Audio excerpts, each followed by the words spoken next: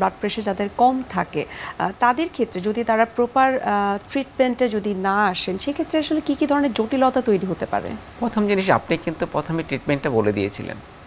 আপনি যখন blood pressure কম পান তখন কি বলেন? একটা স্যালাইন খান, লবণ খান, তাই না? তখন প্রেশারটা কি হয়? 2টা ডিম খেলেন, প্রেশারটা বেড়ে যায়। কিন্তু কেন খেলেন? কীভাবে বাড়লো? এই ব্যাপারটা কিন্তু কখনই আমাদের মাথায় কাজ করে না।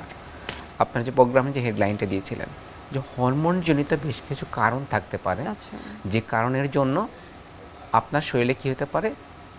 সমস্যা হতে পারে। সেই হরমোনজনিত কারণের একটা বড় কারণ হচ্ছে যে আমাদের শরীরে বিভিন্ন হরমোন গ্রন্থিত থাকে। তার একটা হরমোন গ্রন্থির নাম হচ্ছে অ্যাড্রেনাল গ্ল্যান্ড। আচ্ছা।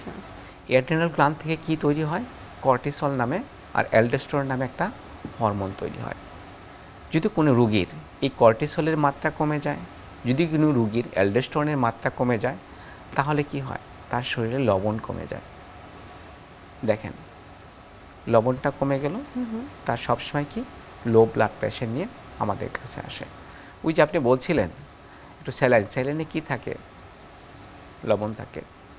আপনি স্যালাইন খেতে বললেন, প্রেশার ঠিক হয়ে গেল, কিন্তু আপনি জানলেন না যে কোথায় রোগটা হতে পারে।